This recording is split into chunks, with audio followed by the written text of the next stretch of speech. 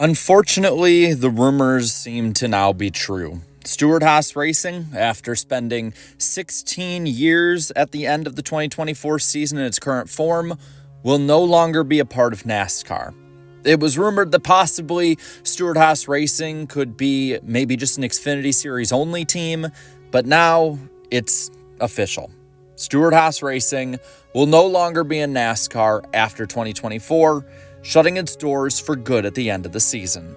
And with this, I think that there's a few aspects to look at. First off, it has been reported that Gene Haas is shifting his interests away from NASCAR, more than likely more to F1, and it's not necessarily a Tony Stewart decision. But seeing how both have been straying more and more away from both the team and also the sport itself, it seems like it's just something that was going to happen.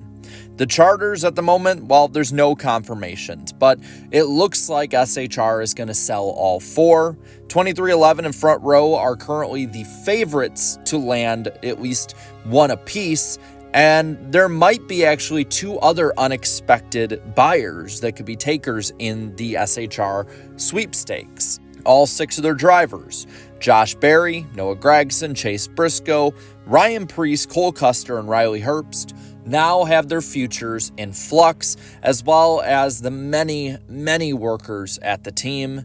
And I just got to say, from drivers to those working at the team, I feel so bad for everybody losing their jobs. I hope that with this ample amount of time, they're able to find something for 2025 and beyond. But as is with most team closures, it's not a guarantee that everyone is going to get a job somewhere in this sport. And with it, you're looking as well from the silly season aspect. Briscoe right now is the favorite for the 21. The Wood Brothers Ford is basically a fourth Penske car, and it would not be surprising whatsoever to see him take it over after how bad Harrison Burton has been in it, and then go on and actually make the playoffs with this car. And there are two drivers at the moment that are rumored to go to Front Row. It's unconfirmed who they are, but there is a rumor, and at least there has been a connection for a while with Riley Herbst going, as Herbst has run for Front Row before. He'd bring monster money, and you could probably see a good amount of sense being made by that being the case. As for the other driver going over there, the big rumor at that has been Josh Berry.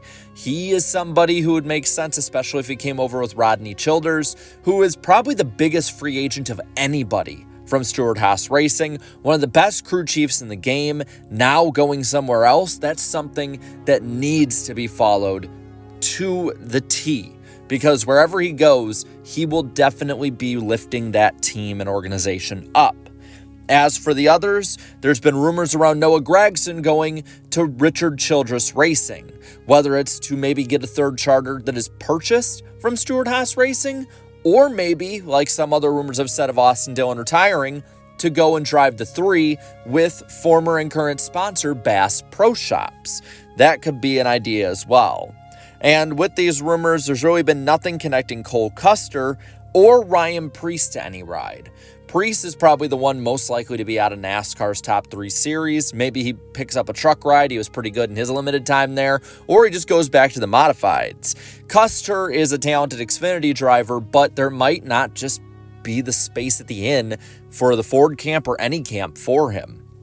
But the sad part for me of all of this is that Stewart-Haas Racing is one of those teams that not only made up probably the childhood memories of a lot of people watching, as they've been around in their form for 16 years since 2009, but this was one of the superpower teams.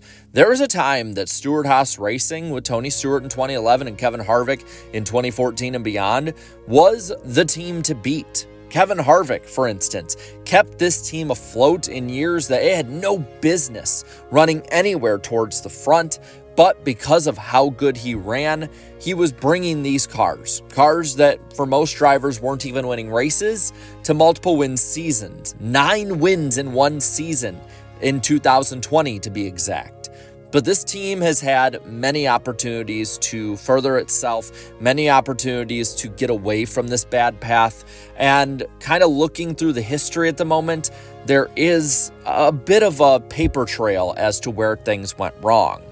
I mean, first off, what you got to look at too is sponsorship. Sponsorship in NASCAR has always been a problem, and there's always been at least one car that's almost been fully sponsored by Haas, and not 4 cars that are fully sponsored throughout. That is a huge issue in modern NASCAR.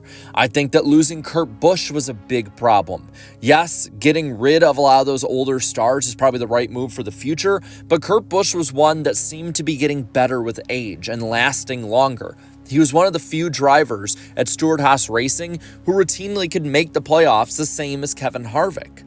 And losing him over to Chip Ganassi, that was a huge loss that cannot be understated. And then you add on top of that some of the free agent gaffes that they've had. For instance, like instead of getting Kyle Larson, letting him go to Hendrick and Chevy without much of a fight thanks to Ford.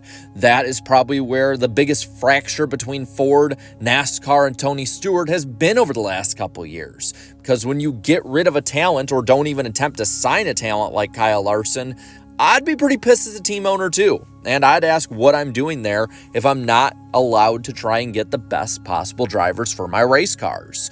And you look at the most recent large silly season and Stewart-Haas basically not being able to get Kyle Busch.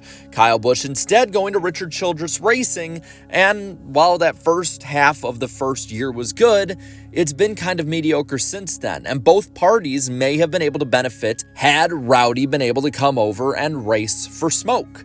I mean, while they probably had issues in the past, Tony Stewart and Kyle Busch are very similar, older personalities in the sport who are a bit more rough around the edges, and they were teammates at one point. They know how to work together pretty well. So that was a huge missed opportunity as well.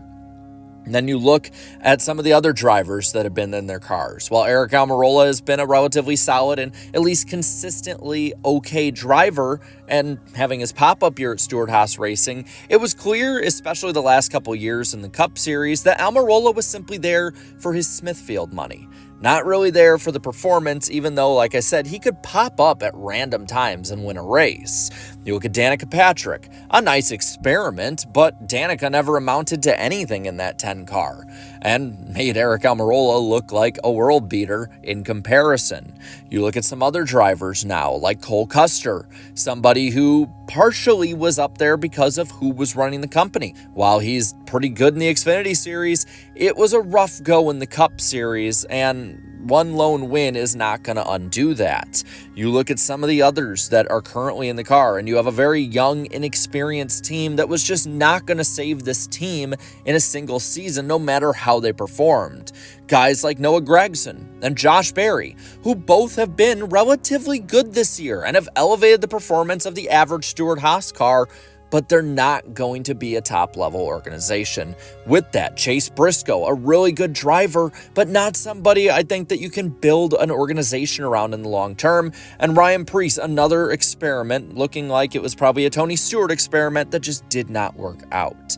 Both performance-wise as well as sponsorship-wise, this team did have issues throughout, and when the ownership started to falter, that was the final straw. You can look maybe at Kevin Harvick's failure in 2020 to win the Cup Series championship, but there were so many factors going into this, it's amazing that they lasted as long as they did. With that, I want to pass it on to you and ask a simple question. What is your favorite memory of Stewart-Haas Racing? Let me know down in the comments below. While you're at it, leave a like on this video, share this video, and subscribe to this channel for more great and fun NASCAR content. Thank you so much to all my channel members for continued support. And until next time, have a good one.